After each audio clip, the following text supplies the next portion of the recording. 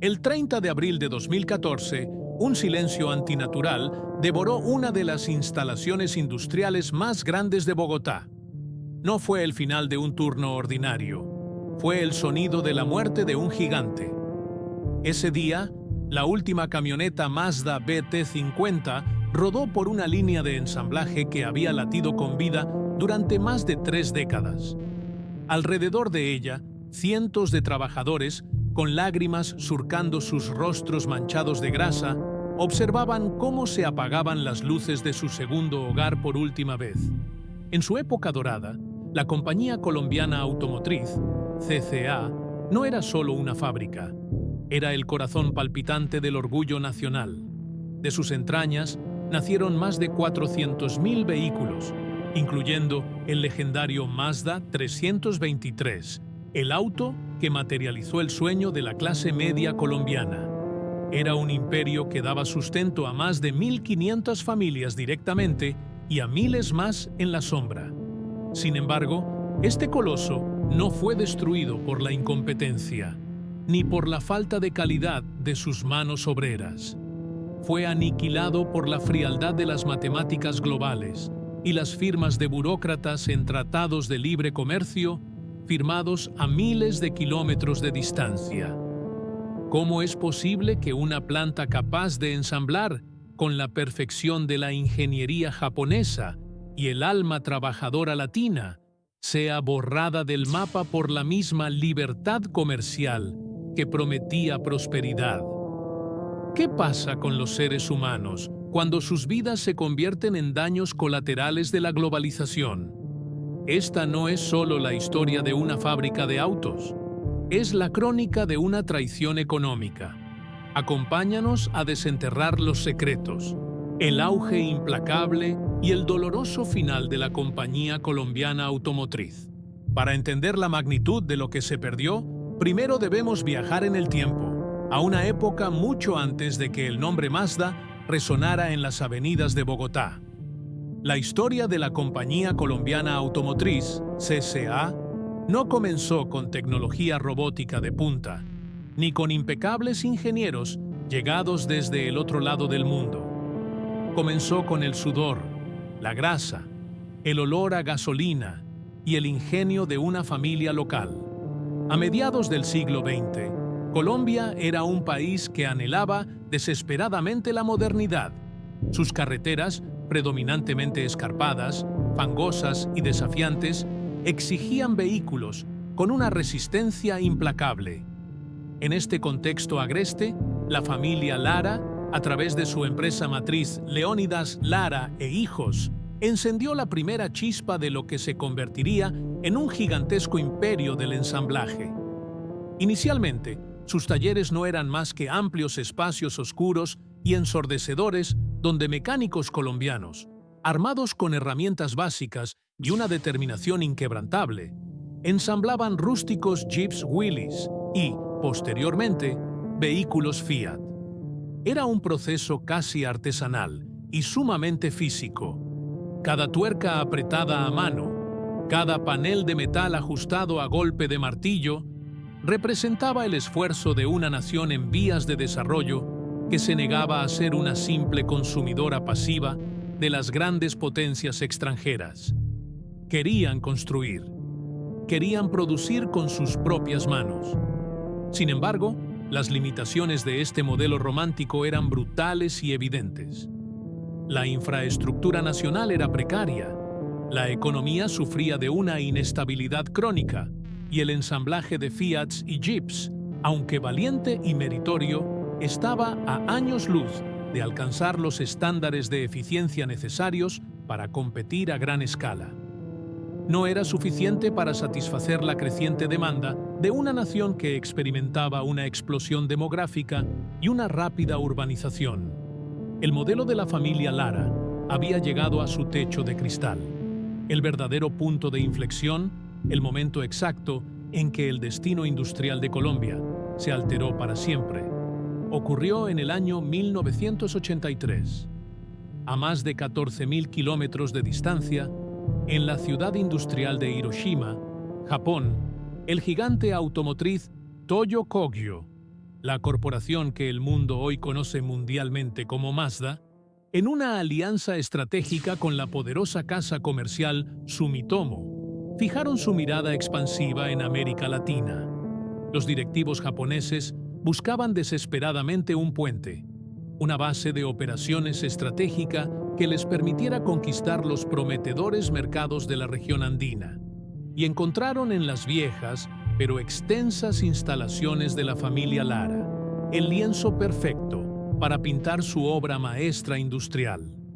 La adquisición y profunda transformación de estas instalaciones dio origen formal a lo que el mundo conocería como la Compañía Colombiana Automotriz, o simplemente la CCA.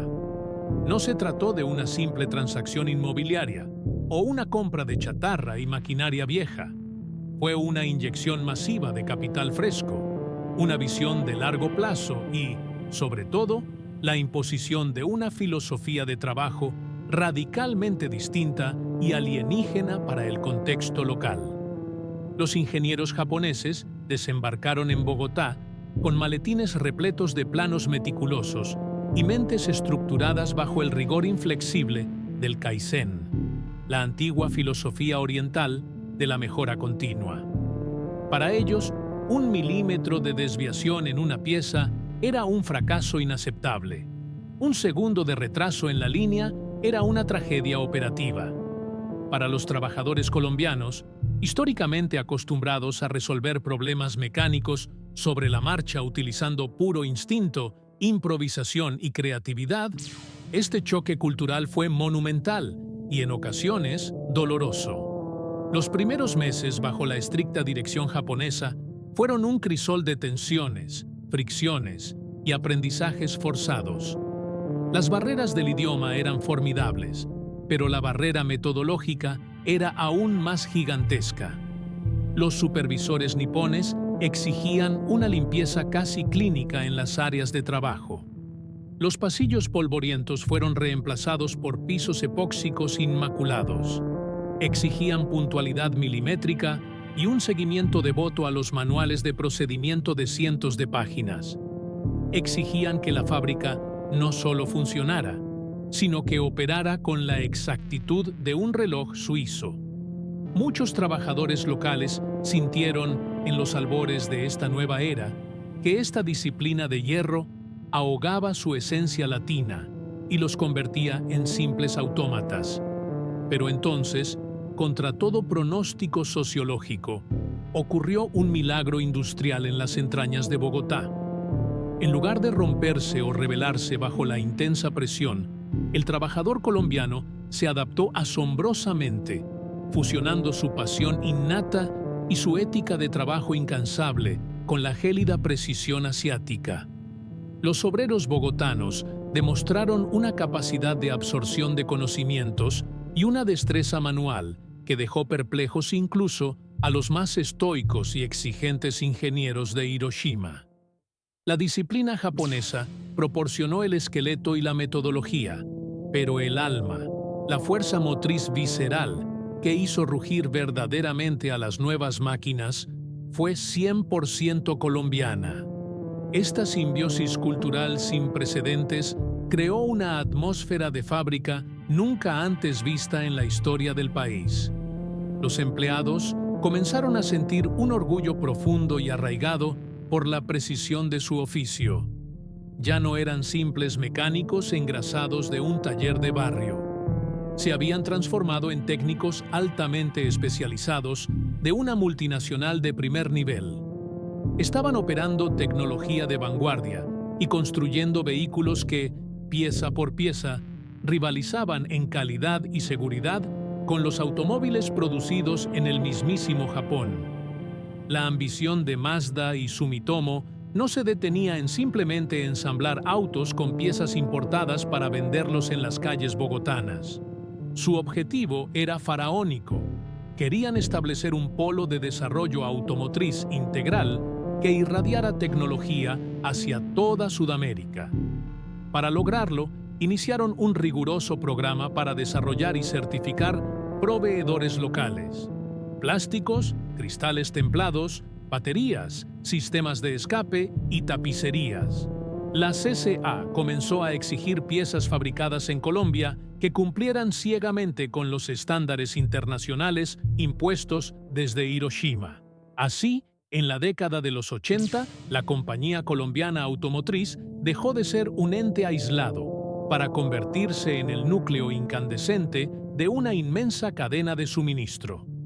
El sonido rítmico de las prensas metálicas y las brillantes chispas de la soldadura en la planta de Bogotá no solo estaban forjando el chasis de los automóviles, estaban forjando el sueño tangible de la independencia tecnológica de toda una nación.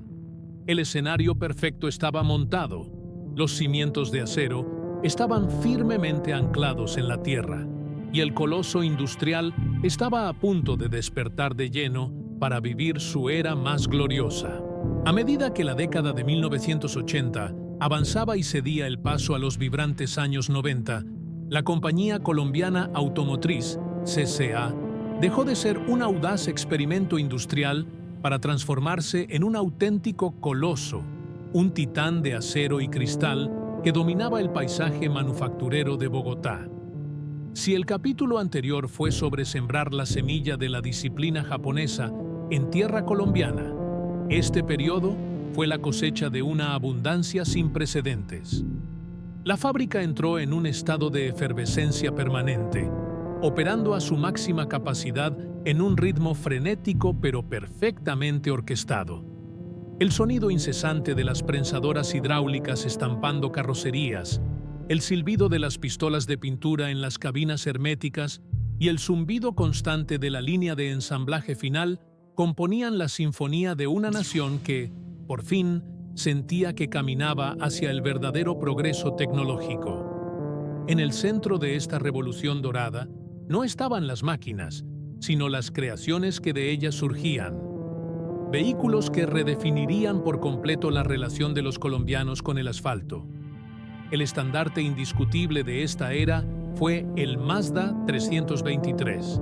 Este no era un simple automóvil, era la materialización de un sueño largamente postergado para millones de ciudadanos. Antes de su llegada, poseer un vehículo nuevo y confiable era un lujo reservado casi exclusivamente para las élites y las clases más altas. El mercado estaba plagado de importaciones prohibitivamente caras o modelos obsoletos.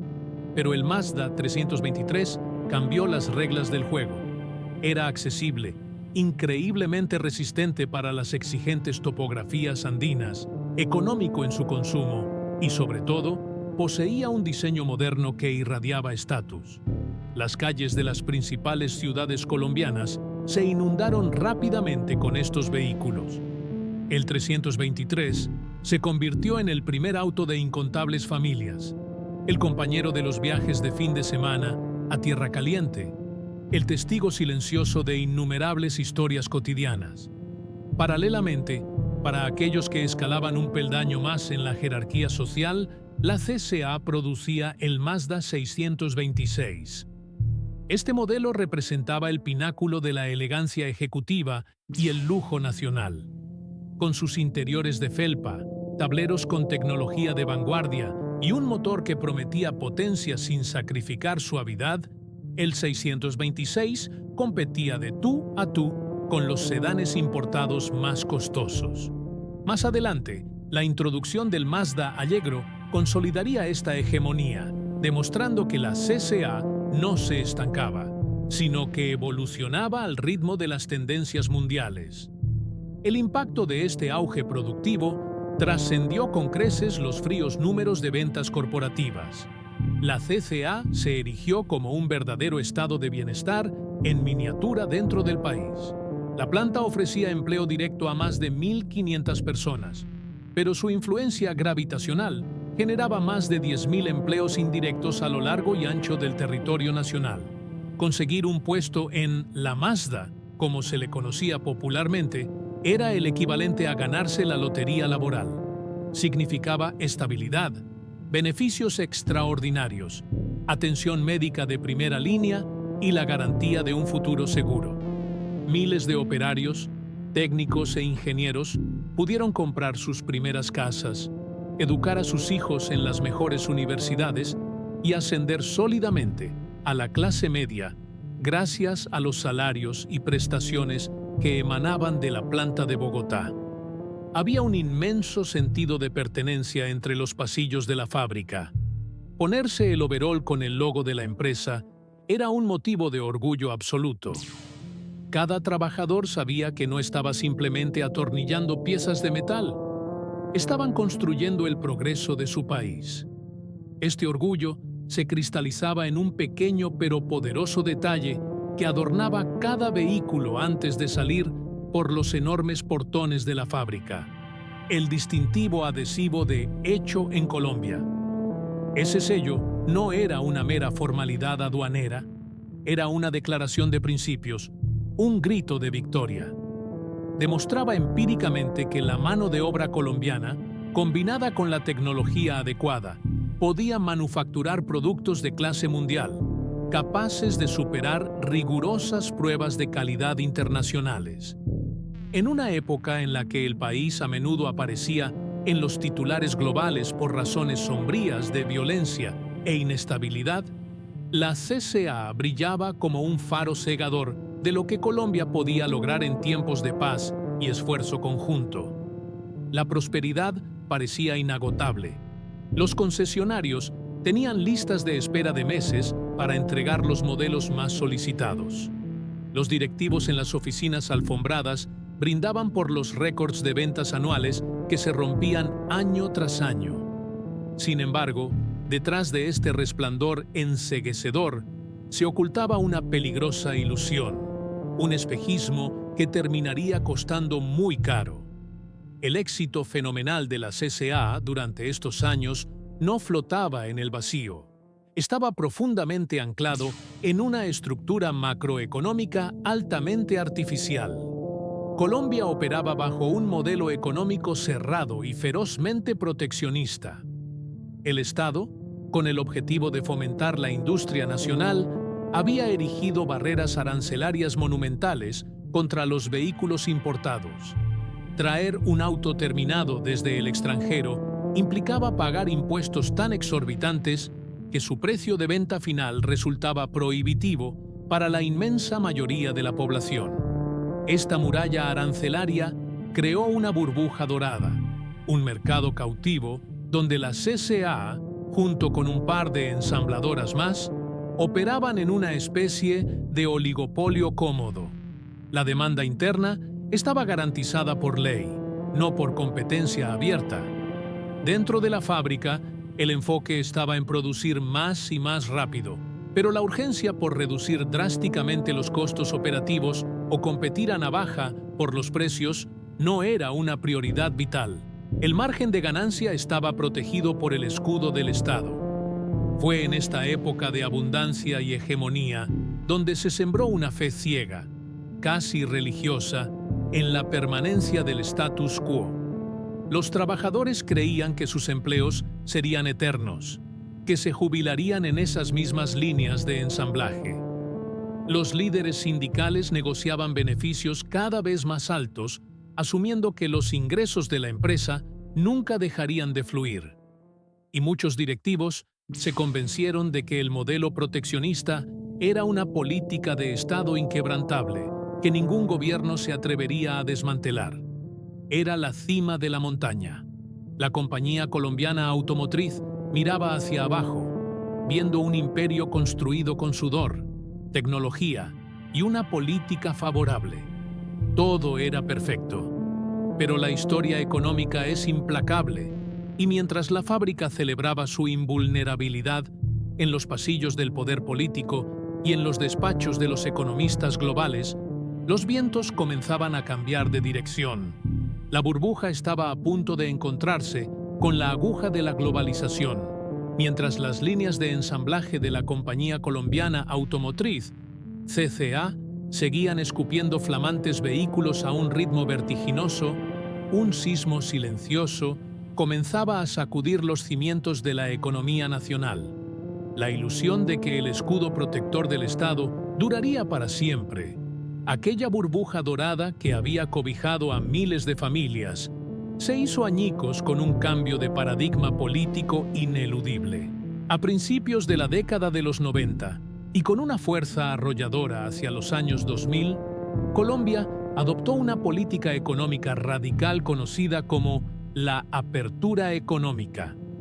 El objetivo gubernamental era noble en la teoría del papel: modernizar un país comercialmente aislado, forzar a la industria local a volverse competitiva a nivel global y ofrecer al ciudadano común acceso a bienes internacionales a menores precios.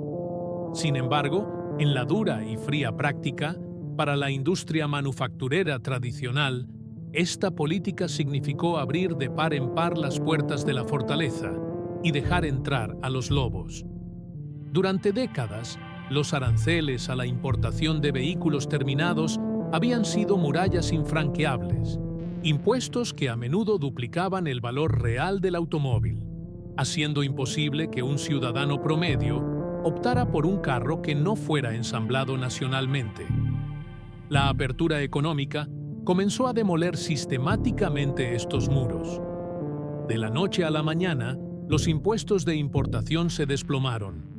Las fronteras colombianas, antes celosamente resguardadas por el proteccionismo, se abrieron a los inmensos buques cargueros transoceánicos repletos de automóviles listos para ser conducidos.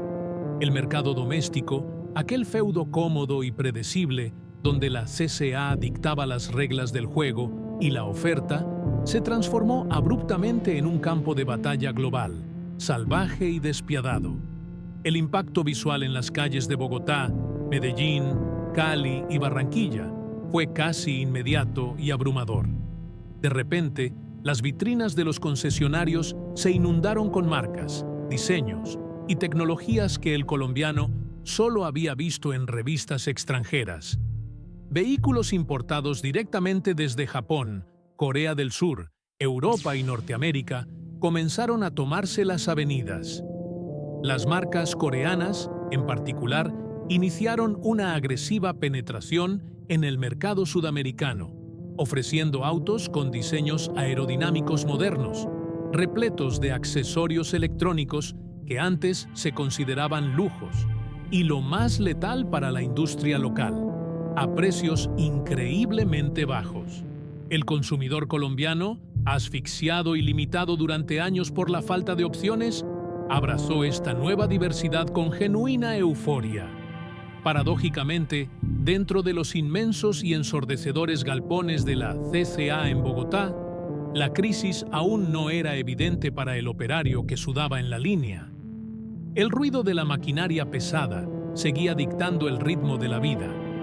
Las chispas de las soldadoras robóticas y manuales seguían iluminando las inmensas naves industriales en turnos rotativos.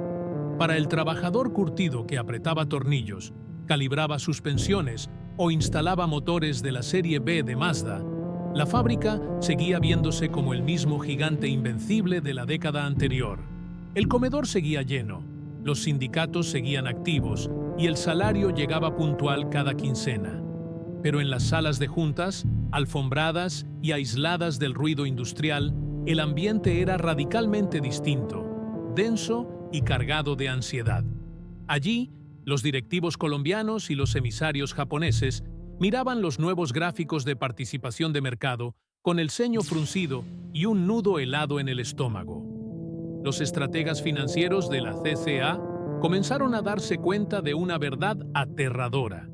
Su máxima eficiencia operativa en la planta ya no era suficiente para garantizar la supervivencia. La matemática macroeconómica se había vuelto en su contra. Ensamblar un vehículo en Colombia implicaba un calvario logístico. Requería importar miles de piezas desarmadas, en el formato industrial conocido como CKD o Completely Knocked Down, desde Hiroshima u otras plantas asiáticas. Estas cajas debían cruzar el océano, desembarcar en el congestionado puerto de Buenaventura en el Pacífico, y luego ser montadas en flotas de camiones para escalar las traicioneras y angostas carreteras de la cordillera de los Andes, hasta llegar a la sabana de Bogotá, a 2.600 metros sobre el nivel del mar. A este monumental costo de transporte se sumaban las altas tarifas de energía locales, los impuestos internos a la producción y la sólida carga prestacional de una fuerza laboral que, merecidamente, había consolidado excelentes beneficios durante la época de bonanza. Frente a esta cadena logística engorrosa, lenta y excesivamente costosa, el nuevo competidor global tenía una ventaja que rayaba en lo desleal: un vehículo ensamblado completamente en una megaplanta ultra automatizada de Ulsan o Nagoya, produciendo a economías de escala titánicas, podía viajar terminado en un buque especializado RO-RO, Roll-On, Roll-Off, desembarcar en Colombia y, gracias a los aranceles ahora reducidos, llegar a la vitrina a un precio que dejaba a los modelos ensamblados en Bogotá sin argumentos para competir. La excelencia técnica de la mano de obra colombiana no había disminuido ni un ápice. De hecho, los índices de calidad y bajísima tasa de defectos de la planta de Bogotá seguían siendo de los mejores de toda la red global de Mazda. El problema fundamental ya no era cómo construían los autos ni la dedicación de sus trabajadores, sino cuánto costaba hacerlos en un país que, estructuralmente, no estaba preparado para competir en la Liga Mundial. La apertura económica fue la primera gran grieta en el robusto muro de contención de la CCA. Obligó a la compañía a despertar bruscamente de su sueño de invulnerabilidad eterna. Los márgenes de ganancia, antes amplios y cómodos, comenzaron a evaporarse peligrosamente. La presión por reducir costos operativos se convirtió en una obsesión corporativa asfixiante que se filtró hasta los pasillos de la planta. Se iniciaron los primeros recortes silenciosos. La optimización de procesos intentó exprimir cada segundo útil del cronómetro, y el pánico latente comenzó a reemplazar la vieja arrogancia industrial. Sin embargo, esta sacudida inicial a principios del nuevo milenio sería apenas una leve advertencia, un viento frío anunciando una tormenta mayor. La verdadera amenaza, la que dictaría irrevocablemente la sentencia de muerte del ensamblaje nacional, aún estaba por materializarse en la tinta de los tratados internacionales. Si la apertura económica de los años 90 fue la primera gran grieta en la fortaleza de la compañía colombiana automotriz, CCA, la primera década del siglo XXI trajo consigo el ariete que finalmente derribaría los muros de la industria manufacturera nacional. Este ariete no estaba hecho de acero ni de hierro, sino de papel, burocracia y firmas diplomáticas. Los Tratados de Libre Comercio, TLC. En los pasillos del poder en Bogotá, la narrativa oficial era embriagadora. Se prometía que la integración plena a los mercados globales traería una era de prosperidad sin precedentes, exportando los productos emblemáticos de Colombia al mundo. Sin embargo, en esta vasta ecuación macroeconómica, la industria automotriz local fue sacrificada silenciosamente en el altar del libre mercado. El golpe maestro, la herida mortal para la CCA, provino del norte. Colombia comenzó a negociar y consolidar acuerdos comerciales de cero aranceles con potencias industriales establecidas, siendo el tratado con México el más devastador para el ensamblaje local. México, impulsado por su proximidad a Estados Unidos y el Tratado de Libre Comercio de América del Norte, TLCAN, había transformado su geografía en un inmenso y sofisticado hub automotriz.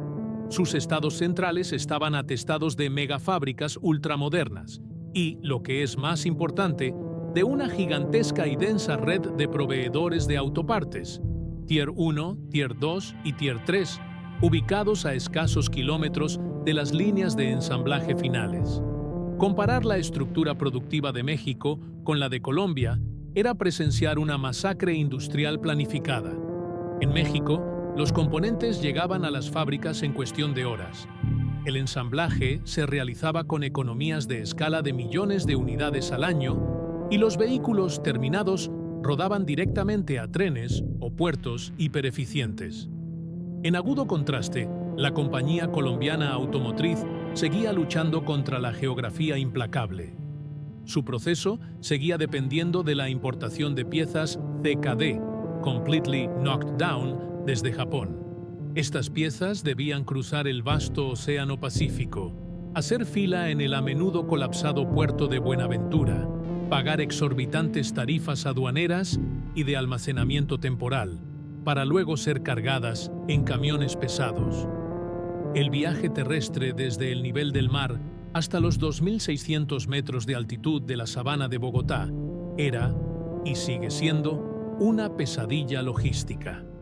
Carreteras de un solo carril por sentido, derrumbes frecuentes por el duro invierno andino, paros camioneros y el altísimo costo del diésel hacían que el flete de las piezas hasta la fábrica de la CCA fuera uno de los más caros del continente, antes de que un operario bogotano pudiera siquiera tocar un tornillo de un nuevo Mazda. Ese tornillo ya acarreaba un sobrecosto logístico monumental. Con la entrada en vigencia del TLC con México, la trampa se cerró herméticamente. De repente, un Mazda o un vehículo de cualquier marca competidora ensamblado en territorio mexicano podía ingresar a las vitrinas colombianas con un arancel del 0%. La matemática fría y brutal asfixió cualquier intento de competencia. El costo total de traer un vehículo completamente armado y listo para usar desde el puerto de Veracruz hasta Bogotá era sustancialmente menor que el costo de importar las piezas sueltas desde Japón y ensamblarlas en la planta de la CCA. La batalla estaba perdida antes de comenzar el turno de la mañana. Dentro de los inmensos galpones de la CCA en Bogotá, la ironía de la situación resultaba tan amarga como el humo de las soldadoras. Los ingenieros y técnicos colombianos no estaban fallando. De hecho, estaban operando mejor que nunca. Los índices de calidad de la planta bogotana seguían recibiendo elogios de la casa matriz en Hiroshima. Los operarios ejecutaban sus labores con una precisión magistral. El programa de mejora continua, Kaizen, había optimizado cada milímetro de la línea de ensamblaje y las tasas de defectos eran prácticamente nulas. Eran artesanos industriales de primer nivel, pero estaban jugando un juego donde las reglas habían sido reescritas deliberadamente para hacerlos perder. El sentimiento de injusticia comenzó a filtrarse lentamente por las estaciones de trabajo. ¿Cómo se le explica a un trabajador que lleva 20 años dejando la piel y el sudor en la fábrica, que arma vehículos perfectos, que su esfuerzo ya no tiene valor económico? La respuesta de los corporativos y del gobierno se limitaba a señalar las fuerzas del mercado. Se argumentaba que el consumidor final colombiano era el gran ganador al tener autos más baratos, ignorando convenientemente que la destrucción de miles de empleos manufactureros de alta calidad erosionaba directamente la misma clase media que consumía esos vehículos. La disparidad se hizo aún más dolorosa cuando Colombia comenzó a acercarse a la firma de un TLC con Corea del Sur, otra superpotencia automotriz cuyas marcas ya estaban devorando la cuota de mercado con precios agresivos. La balanza comercial automotriz del país se inclinó irreversiblemente hacia la importación. Colombia se estaba convirtiendo a pasos agigantados en una economía dedicada a la extracción y exportación de materias primas, petróleo, carbón y al consumo masivo de bienes manufacturados en el exterior. La idea visionaria y patriótica de crear tecnología propia, el orgullo inmenso de ver la placa de «Hecho en Colombia» bajo el capó, comenzó a ser vista por los tecnócratas de turno como un anacronismo, una obstinación romántica y financieramente inviable en la era de la globalización.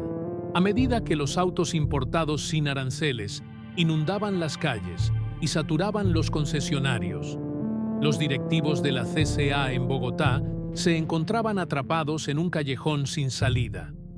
No importaba cuántos milisegundos lograran recortar del proceso de pintura, ni cuánta energía ahorraran en los hornos de secado. El abismo en los costos estructurales dictado por las firmas de los tratados de libre comercio, era imposible de cruzar con simple eficiencia operativa. Los vientos de cambio, que habían comenzado como una brisa incómoda en los años 90, se habían transformado ahora en un tornado devastador. El piso de epoxi bajo las pesadas botas de los obreros colombianos ya no se sentía tan firme como antes. El ruido de las prensas seguía resonando con fuerza, pero en el aire espeso de la fábrica ya se podía respirar el olor metálico de la incertidumbre.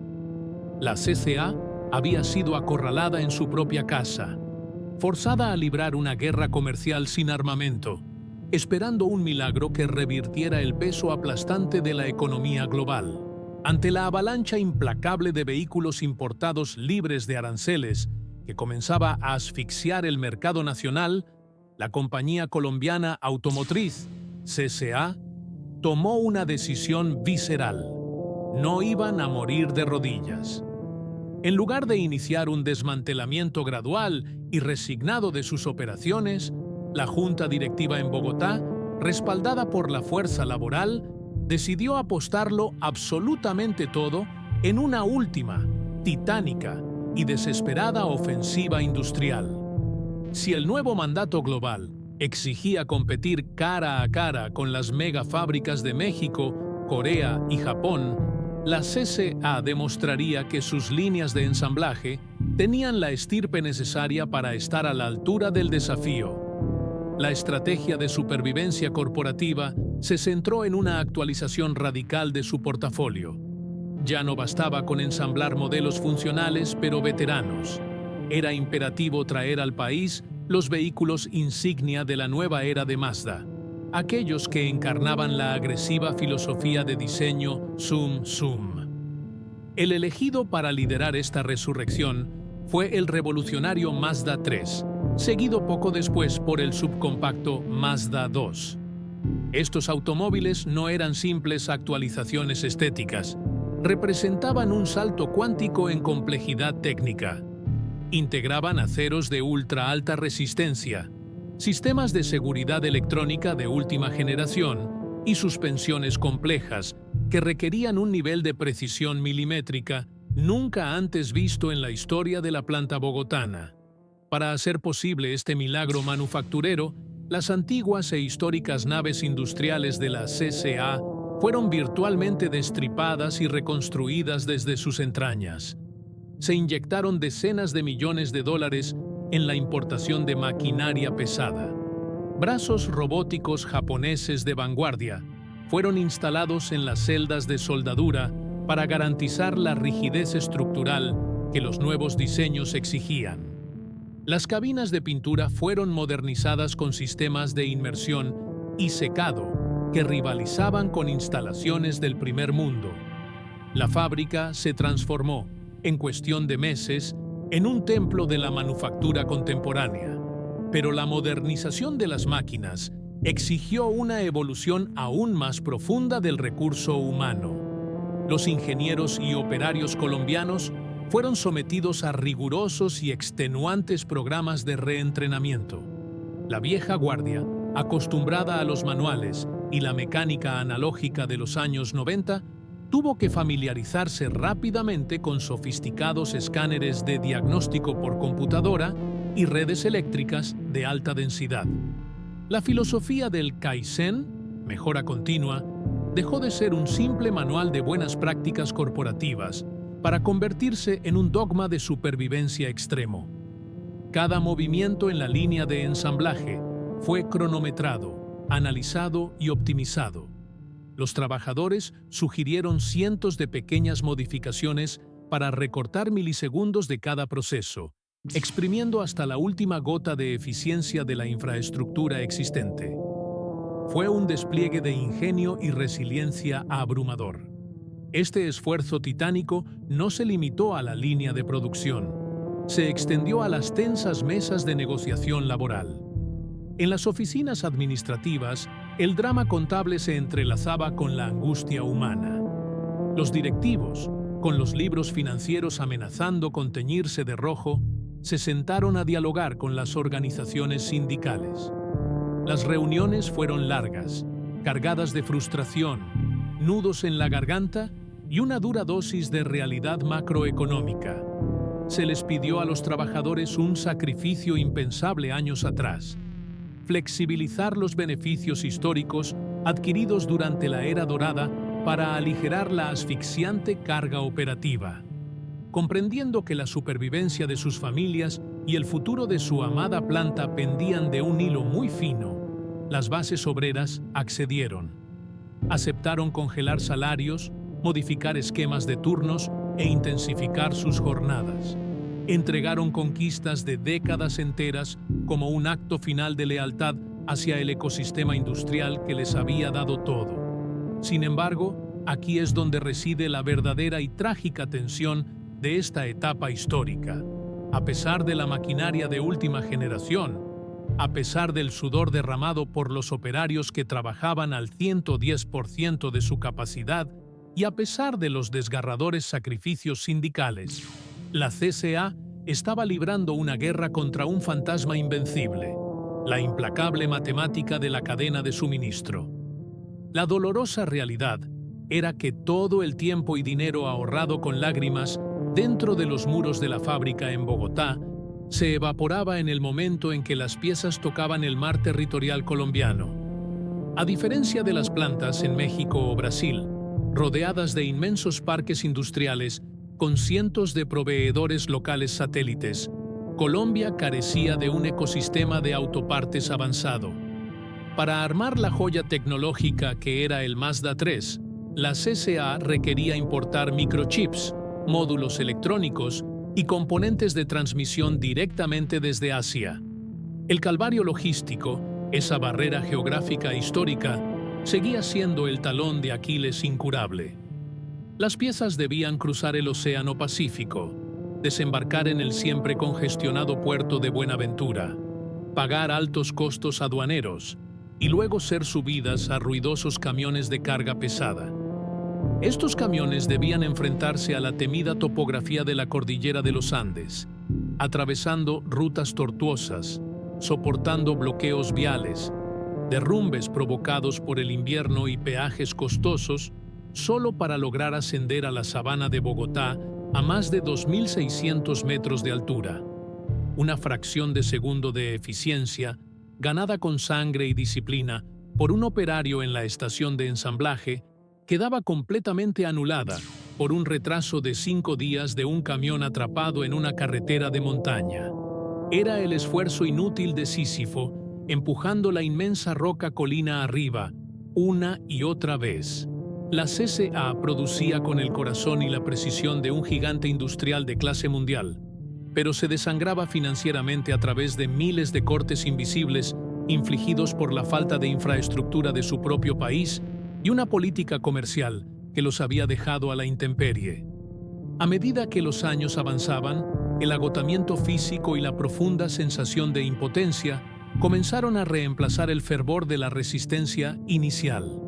El Mazda 3, hecho en Colombia, era un orgullo innegable de la ingeniería nacional, un automóvil impecable en su calidad y durabilidad, pero financieramente era una ecuación rota. La planta había hecho absolutamente todo lo humanamente y técnicamente posible para sobrevivir en un ecosistema hostil, pero los dados de la globalización estaban cargados en su contra.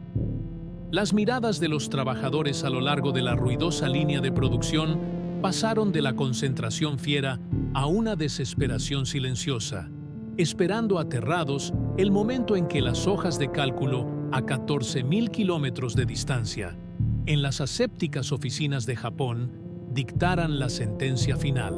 Mientras los trabajadores en Bogotá derramaban hasta la última gota de sudor intentando mantener a flote la producción del Mazda 3, ajenos a que su titánico esfuerzo era una batalla perdida contra la geografía, a 14.000 kilómetros de distancia, en las asépticas y silenciosas salas de juntas de Hiroshima, se jugaba una partida de ajedrez a escala planetaria.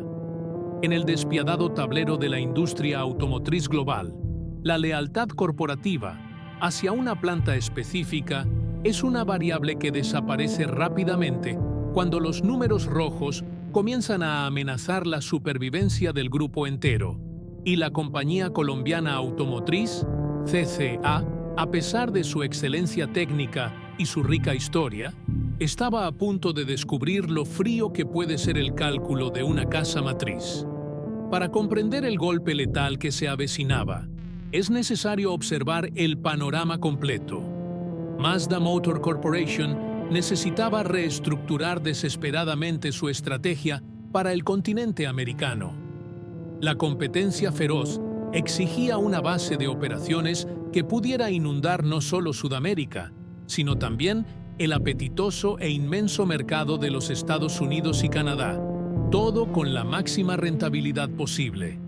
La respuesta obvia, respaldada por décadas de tratados comerciales y una infraestructura logística envidiable, no estaba en las montañas de los Andes, sino en las planicies de México.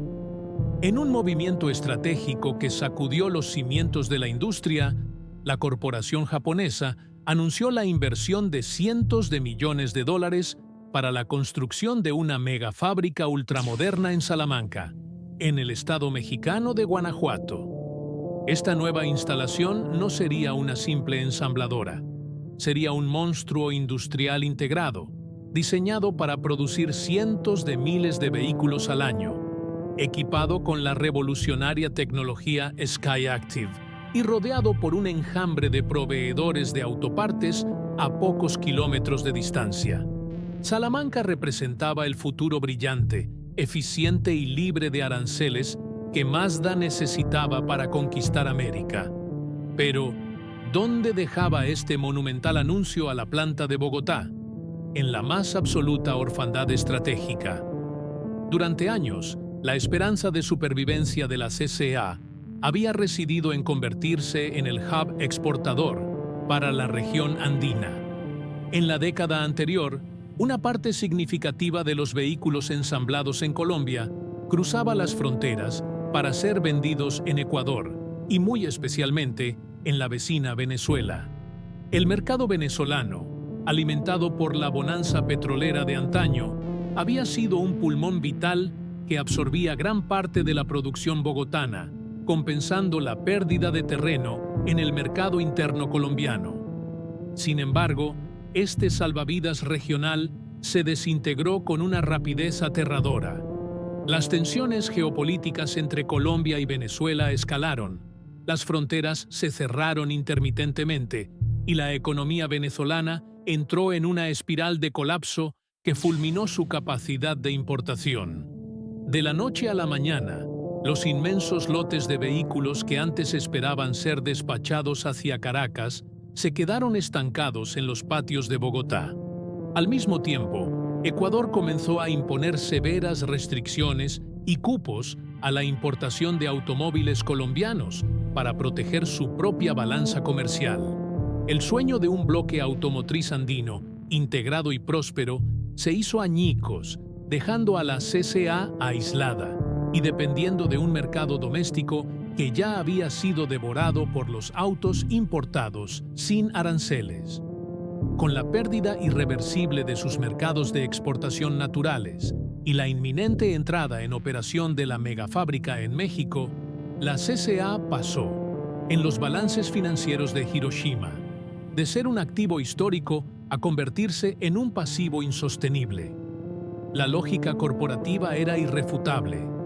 ¿Por qué Mazda seguiría invirtiendo en enviar piezas CKD a través del océano para que fueran subidas por montañas en camiones y ensambladas a un costo altísimo en Colombia, cuando la nueva planta de Salamanca podría abastecer a toda Sudamérica, incluida Colombia, con vehículos terminados, libres de impuestos y producidos a una fracción del costo? La respuesta no se dijo de inmediato en voz alta, pero el silencio que comenzó a emanar desde Japón fue ensordecedor.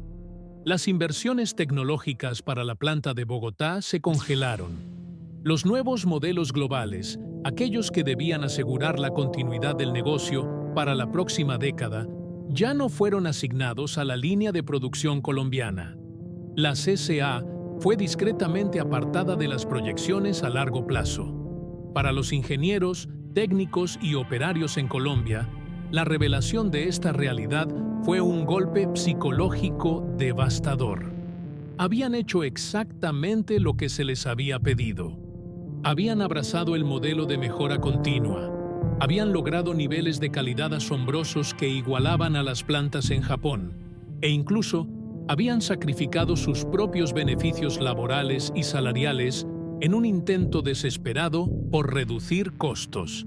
Habían entregado su lealtad absoluta a la marca, pero descubrieron, de la manera más dolorosa posible, que en la era de la hiperglobalización, el sudor, la calidad humana y la lealtad no son rivales para un tratado de libre comercio y una cadena de suministro optimizada. El sentimiento que invadió los inmensos galpones de la fábrica ya no era de lucha o resistencia, sino de un profundo y amargo abandono. Sentían que sus aliados históricos, aquellos con los que habían construido el sueño industrial 3 décadas atrás, les habían soltado la mano en medio de la tormenta. La red se había roto. La compañía colombiana automotriz se había convertido en un barco fantasma, navegando a la deriva con sus motores aún encendidos, pero sin un puerto de destino en el mapa estratégico de la corporación. Solo faltaba que alguien, al otro lado del mundo, tuviera el valor de firmar la orden para apagar las máquinas definitivamente. El comienzo del año 2014 no trajo consigo la habitual renovación de esperanzas en las monumentales naves industriales de la compañía colombiana automotriz.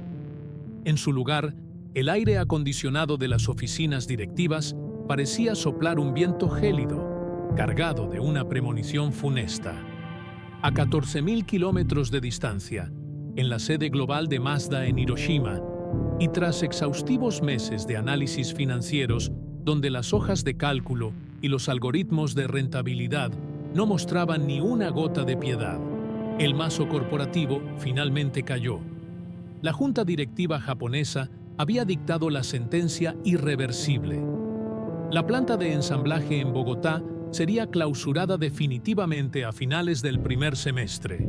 La CCA, el gigante de acero que había sido el motor indiscutible y el orgullo de la manufactura nacional de Colombia durante más de 3 décadas, iba a ser desconectado. La decisión, justificada desde la fría y aséptica lógica del mercado global, era matemáticamente impecable. Con la nueva y gigantesca planta de Salamanca en México a punto de alcanzar su máxima capacidad operativa y los tratados de libre comercio permitiendo la inundación del mercado colombiano con vehículos importados a precios insuperables, mantener abierta una instalación en la cordillera de los Andes era visto como un anacronismo financiero. Seguir dependiendo de costosos y lentos envíos transoceánicos de autopartes era, para los auditores en Tokio, un suicidio operativo. Para los accionistas, esto no era una tragedia, era un simple ajuste estratégico, una reasignación necesaria de activos para optimizar los márgenes de beneficio en la región de las Américas. Una firma plasmada en un documento corporativo, un apretón de manos formal en una sala de juntas, y el destino de miles de personas al otro lado del mundo quedaba sellado. Sin embargo, el inmenso abismo entre las decisiones tomadas en Japón y la cruda realidad en el piso de la fábrica en Colombia era insondable. Cuando la notificación oficial cruzó el Pacífico y aterrizó en los escritorios de la alta gerencia de la CCA en Bogotá, a mediados de febrero de 2014, el impacto fue equivalente al de una bomba de fragmentación silenciosa. Los directivos locales, muchos de los cuales habían dedicado su vida profesional entera a construir y perfeccionar esa empresa desde los cimientos, se encontraron atrapados en una pesadilla. De repente, tenían la desgarradora tarea de convertirse en los verdugos de su propia gente. Su misión ahora era orquestar el desmantelamiento de su propio legado y comunicar a sus leales trabajadores que la larga batalla por la supervivencia había terminado y que la derrota era total y absoluta. La estrategia de comunicación fue diseñada meticulosamente con el protocolo corporativo estándar. Un escueto e impersonal comunicado de prensa fue preparado para ser distribuido a los medios financieros y periodísticos, anunciando el cese de actividades de ensamblaje y la transformación del modelo de negocio hacia la importación directa. Eran palabras esterilizadas, cuidadosamente elegidas por los departamentos legales para ocultar el drama humano masivo que estaba a punto de desatarse. Pero en los inmensos pasillos de la fábrica, los rumores ya habían comenzado a escurrirse como aceite negro derramado en el piso. Las miradas esquivas de los supervisores japoneses, las inusuales reuniones a puerta cerrada y la cancelación abrupta e inexplicable de pedidos de insumos a largo plazo habían creado una atmósfera de terror paralizante. Todos los que usaban overol sabían intuitivamente que algo catastrófico se avecinaba, pero nadie, absolutamente nadie, estaba preparado para la brutalidad de la confirmación. El día que la noticia finalmente se hizo oficial y se rompió el cerco del silencio en la planta, la gigantesca maquinaria no se detuvo de inmediato, pero los corazones de miles de operarios sí. Los jefes de turno y gerentes de recursos humanos, pálidos, con voces quebradas y sosteniendo papeles temblorosos en las manos, reunieron a las cuadrillas en las diferentes estaciones de la enorme nave industrial. Rodeados por el ruido sordo de los extractores de aire industriales y el penetrante olor metálico de la soldadura, se leyó el veredicto en voz alta. A partir del 30 de abril de 2014, la compañía colombiana automotriz dejaría de ensamblar vehículos para siempre. La reacción inicial no fue de pánico escénico, histeria o disturbios violentos. Fue de un silencio sepulcral, un estado de shock colectivo y absoluto que congeló el tiempo. Hombres rudos, curtidos por décadas de duro trabajo físico, se miraban los unos a los otros con profunda incredulidad. Algunos dejaron caer sus herramientas de aire comprimido al suelo. Se quitaron los cascos de seguridad y se pasaron las manos sucias de grasa por el rostro pálido, intentando asimilar que el inmenso lugar donde habían pasado más tiempo que en sus propias casas pronto sería solo un cascarón vacío y oscuro. Luego, a medida que las palabras penetraban en la conciencia, el tenso silencio dio paso a la devastación emocional incontrolable. Lágrimas silenciosas y pesadas comenzaron a surcar los rostros de aquellos veteranos que llevaban 20 o 30 años en la empresa, trabajadores que habían conocido a sus esposas en el comedor de la fábrica y cuyos hijos habían crecido y estudiado gracias a los generosos salarios y beneficios de la Mazda. La tragedia no golpeaba a individuos aislados, aniquilaba linajes enteros de operarios. En la CCA había familias donde el abuelo había comenzado en los años 80, apretando las tuercas de los primeros 323. El padre operaba los sofisticados robots de pintura del 626 en los 90, y el hijo acababa de ingresar, lleno de ilusiones, como aprendiz en la línea moderna del Mazda 3. Para estas tres generaciones entrelazadas por el acero, la planta no era una simple fuente transitoria de ingresos, era el pilar de su identidad, su núcleo comunitario y su único universo conocido. La sentencia dictada desde Hiroshima borraba de un plumazo no solo su presente de estabilidad financiera, sino su rica historia familiar y su proyección a futuro. El contraste entre la narrativa aséptica corporativa y la tragedia humana desangrándose en el piso de producción era simplemente obsceno. Mientras los presentadores de los noticieros nacionales leían de forma monótona el comunicado de prensa de la compañía, un texto indolente redactado por abogados que hablaba fríamente de sinergias globales y transiciones estratégicas ordenadas. En los vestuarios de la planta se respiraba angustia pura y cruda. Los trabajadores se abrazaban fuertemente, buscando algún tipo de consuelo inútil en sus compañeros de línea, preguntándose en voz alta y desesperada cómo pagarían las hipotecas a punto de vencer. ¿Qué pasaría con las matrículas universitarias de sus hijos? ¿O quién en su sano juicio contrataría a un técnico de ensamblaje automotriz de 50 años, en un país cuya industria manufacturera estaba siendo desmantelada sistemáticamente frente a sus ojos? Junto con la tristeza profunda, surgió también la rabia, una indignación visceral y justificada que quemaba en el pecho. Los sindicatos y los líderes obreros alzaron la voz en asambleas improvisadas, denunciando que habían sido sacrificados sin piedad, a pesar de haber hecho inmensas y dolorosas concesiones laborales pocos años atrás, con la vana promesa de salvar la empresa.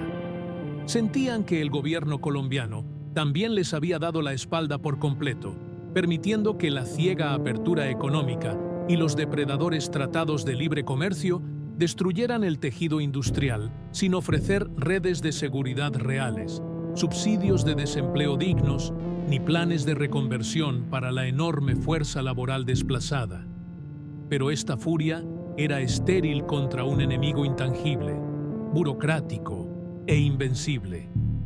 No había nadie físicamente a quien hacerle huelga, ninguna maquinaria que detener para forzar a la corporación a presionar una nueva negociación. El cierre ya no era una amenaza colgando sobre sus cabezas, era una orden ejecutiva irrevocable, ejecutándose implacablemente en tiempo real. En las angustiosas semanas siguientes, la fábrica adquirió el aura fúnebre de un inmenso pabellón de pacientes desahuciados. Los operarios, arrastrando los pies pesadamente y con el alma rota, continuaron presentándose a sus turnos de madrugada. Irónicamente, su profesionalismo inquebrantable dictaba que los últimos lotes de vehículos debían ser ensamblados con la misma perfección rigurosa y dedicación que el primero. Trabajarían hasta el último milisegundo, construyendo con sus propias manos el instrumento de su propio despido, esperando aterrorizados el fatídico día en que la pesada banda transportadora se detuviera para no volver a arrancar jamás. El 30 de abril de 2014 amaneció sobre la sabana de Bogotá, bajo un cielo plomizo y gris, un reflejo climático casi poético del estado de ánimo que embargaba a la ciudad. Para los miles de trabajadores que se dirigían hacia las instalaciones de la Compañía Colombiana Automotriz, CCA, el aire de la madrugada se sentía insoportablemente pesado, asfixiante. No era un viaje hacia el inicio de una jornada laboral rutinaria. Era una peregrinación hacia un funeral colectivo. Era el día del fin, el último turno. Cruzar los torniquetes de seguridad de la inmensa fábrica aquella mañana fue un acto de luto profundo y silencioso. Los operarios, vestidos con sus impecables uniformes que lucían el logotipo de Mazda, pasaban sus tarjetas de identificación por los lectores electrónicos, sabiendo que era la última vez que ese pitido les otorgaría acceso a su mundo. En los inmensos vestuarios no hubo sonrisas, ni bromas cruzadas, ni las acaloradas discusiones sobre fútbol de los fines de semana. Solo se escuchaba el sonido metálico de las taquillas abriéndose y cerrándose, y el eco de suspiros profundos de hombres y mujeres intentando contener el llanto antes de pisar el área de producción. A las 6:00 am en punto, la línea de ensamblaje cobró vida con su característico y atronador rugido industrial. Los compresores de aire estallaron. Las gigantescas prensas hidráulicas iniciaron su marcha rítmica. Los robots soldadores comenzaron su hipnótica danza de chispas naranjas y las gruesas bandas transportadoras se pusieron en movimiento.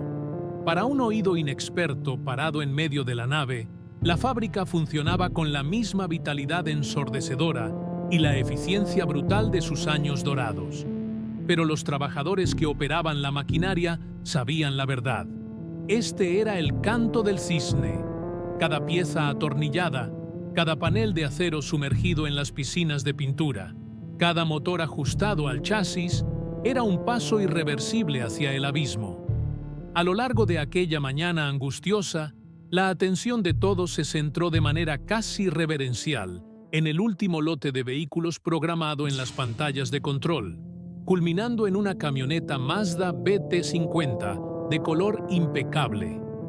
A medida que el chasis desnudo de esta última unidad avanzaba lentamente, estación por estación, adquirió un significado místico para la fuerza laboral. Ya no era un simple producto comercial destinado a un concesionario. Era el testamento final de una era, el receptáculo del orgullo, la historia y el dolor de 3 décadas de manufactura nacional. Espontáneamente, sin que ningún supervisor lo ordenara, comenzó a desarrollarse un ritual solemne a lo largo de la línea. A medida que la camioneta superaba cada fase de ensamblaje, los operarios tomaban marcadores permanentes y escribían pequeños mensajes ocultos en la chapa metálica, debajo de las alfombras, detrás de los paneles de las puertas o en los rincones más recónditos del compartimiento del motor. Escribían sus nombres y sus fechas de antigüedad. Ensamblado con orgullo por Carlos, 1989-2014. Escribían mensajes de despedida. Adiós a mi segunda familia. Escribían declaraciones de resistencia. Siempre fuimos los mejores. El metal frío del último vehículo se transformó en un pergamino de memorias, un mensaje en una botella arrojado al océano del tiempo, con la esperanza de que algún mecánico, décadas en el futuro, descubriera el alma humana que había quedado atrapada dentro de la máquina. Al acercarse el mediodía, el desmantelamiento operativo se hizo físicamente palpable. Las estaciones iniciales de la línea, al agotar sus últimas piezas, comenzaron a apagarse. El inmenso sector de estampado quedó en silencio primero. Las prensas monstruosas que hacían temblar el suelo detuvieron su martilleo para siempre. Los operarios de esa zona, con los ojos enrojecidos, limpiaron cuidadosamente sus herramientas, acariciaron el acero frío de sus máquinas a modo de despedida y caminaron en procesión hacia el final de la línea para unirse a sus compañeros. Luego, se apagó la zona de soldadura y después, las gigantescas y herméticas cabinas de pintura. La inactividad, la oscuridad y el silencio iban devorando la inmensa fábrica metro a metro, como una marea invisible e implacable. Finalmente, al promediar la tarde, la BT-50 terminada llegó a la brillante estación de inspección de calidad, ubicada en el extremo final de la nave. Allí, bajo las potentes luces de revisión, estaba congregada casi la totalidad de la plantilla de la fábrica.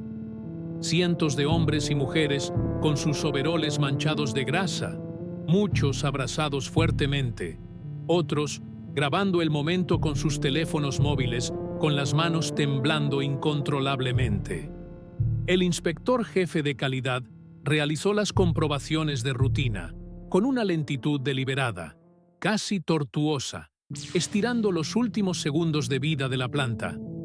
Verificó la alineación de las luces, el sonido del claxon, el ajuste de los paneles. Todo era perfecto.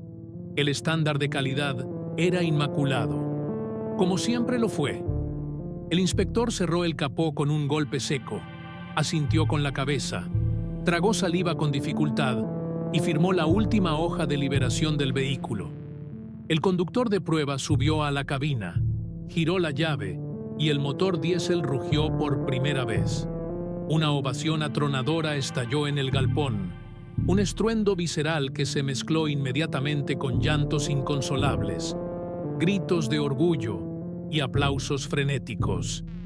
Cuando la camioneta rodó lentamente fuera de la línea de producción y la luz natural del sol impactó sobre su capó brillante, sonó la sirena general de fin de turno. Pero esta vez, el estridente sonido de la sirena no traía el dulce alivio del descanso. Fue un lamento largo, agudo, penetrante y desgarrador que cortó el aire de los galpones. Era el certificado de defunción de la compañía colombiana automotriz, sonando por los altavoces. Inmediatamente después, los ingenieros de planta procedieron a accionar los interruptores generales. Los inmensos motores eléctricos que movían la banda transportadora se detuvieron con un zumbido grave y descendente que murió poco a poco. Las potentes luces halógenas del techo se extinguieron, fila por fila. Y entonces cayó la verdadera tragedia sobre todos los presentes: el silencio. Un vacío auditivo antinatural, denso y aplastante, se apoderó de un espacio que, durante 30 años ininterrumpidos, había sido un infierno glorioso de ruido y energía creadora. Ese silencio absoluto era la manifestación física del fin. Significaba que ya no había producción, que la empresa había muerto, que su futuro había sido borrado. Los trabajadores, sollozando abiertamente, comenzaron a arrastrar sus pies hacia las inmensas puertas de salida. Cruzaron los portones hacia la fría calle bogotana, mirando hacia atrás una última vez para contemplar la silueta del complejo industrial que ahora se erguía como un gigantesco mausoleo de acero. El gigante había sido desconectado. La fábrica que le enseñó a Colombia a ensamblar sus propios sueños había cerrado los ojos, dejando a miles de trabajadores a la deriva en las aceras, obligados a enfrentar un mundo que, mediante firmas y tratados, había decidido que sus manos ya no tenían valor. Hoy en día, si un transeúnte camina por las inmediaciones de la Avenida de las Américas con carrera 50 en el occidente de Bogotá, ya no sentirá la vibración del suelo bajo sus pies. Los casi 30 hectáreas de terreno que alguna vez albergaron el colosal complejo de la compañía colombiana automotriz sufrieron una metamorfosis tan rápida como humillante. Las inmensas naves industriales, que durante 3 décadas fueron catedrales de la ingeniería nacional, no permanecieron como monumentos a la memoria obrera. La voracidad inmobiliaria de una ciudad en constante expansión no permite el lujo de la nostalgia. Poco a poco, los pesados techos de chapa fueron desmontados. La maquinaria fue subastada como chatarra o vendida a postores internacionales, y los pisos de epoxi, manchados con el sudor de miles de colombianos, fueron demolidos a punta de retroexcavadoras. El espacio físico fue parcelado y devorado por la nueva economía del país. Donde antes se estampaban chasis con precisión milimétrica, hoy se levantan impersonales centros logísticos, bodegas de almacenamiento para productos importados y grandes superficies comerciales. Es la metáfora más cruel y precisa del destino económico de Colombia. Un país que destruyó sus fábricas para construir inmensas vitrinas, donde exhibir y consumir lo que otros países producen. La ironía más profunda y amarga de esta historia radica en los balances corporativos. Mazda, como marca comercial en Colombia, jamás fracasó. De hecho, prosperó asombrosamente tras el cierre. Al día siguiente de que el último trabajador saliera por la puerta, la empresa se transmutó oficialmente en una operación netamente importadora. Liberados de la carga de tener que emplear a miles de personas, pagar la seguridad social de una inmensa plantilla obrera y lidiar con la compleja logística de ensamblaje local, los márgenes de ganancia de la corporación se dispararon. Los flamantes Mazda 3 y Mazda 2 siguieron llegando a las calles colombianas, brillando en los concesionarios, pero ahora desembarcaban directamente de los buques procedentes de México, libres de aranceles. Las hojas de cálculo en Hiroshima finalmente mostraron el verde prometido. El negocio automotriz en Colombia fue salvado, pero la industria automotriz colombiana fue aniquilada. Mientras los ejecutivos corporativos celebraban la rentabilidad recuperada en elegantes oficinas, en los barrios periféricos de Bogotá, miles de familias enfrentaban un abismo insondable. El drama de los exoperarios de la CCA es una herida abierta en la historia laboral del país. ¿Qué hace un técnico con 20 años de experiencia en programación de brazos robóticos de soldadura en un país que acaba de decidir que ya no soldará más autos? ¿A dónde va un inspector de calidad automotriz cuando no hay líneas de ensamblaje que inspeccionar? La respuesta fue un descenso brutal y forzado en la escala social. A pesar de contar con una capacitación técnica de primer nivel global, las habilidades de estos trabajadores eran hiperespecializadas en un ecosistema que acababa de extinguirse. Las indemnizaciones, por jugosas que parecieran en el papel, se evaporaron rápidamente frente a la dura realidad del desempleo prolongado. Muchos técnicos de clase mundial terminaron engrosando las filas de la informalidad. Se convirtieron en conductores de aplicaciones de transporte, taxistas, manejando, en una ironía desgarradora, vehículos coreanos importados que habían ayudado a destruir su propia fábrica. O se vieron obligados a abrir pequeños talleres mecánicos de barrio, reparando motores con herramientas básicas, un retroceso de 30 años en su evolución profesional.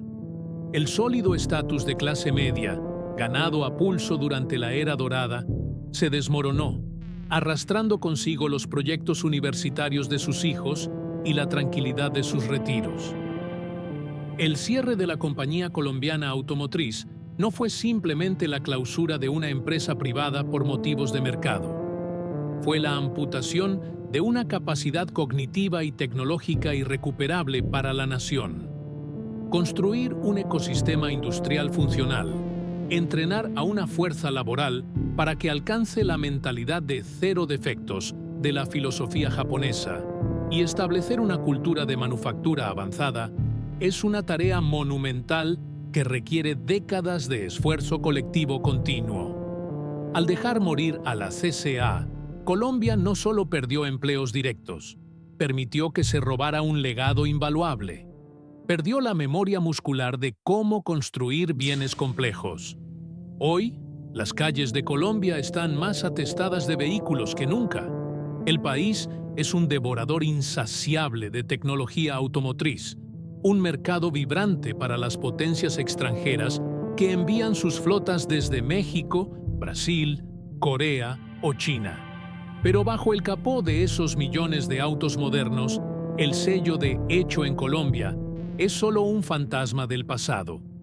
Es el eco silencioso de una nación que tuvo en sus manos el martillo y el acero para forjar su propia independencia tecnológica, pero que, seducida por el espejismo del libre comercio y acorralada por políticas de corto plazo, eligió soltar las herramientas y conformarse con ser, para siempre, un simple cliente en la vitrina del mundo.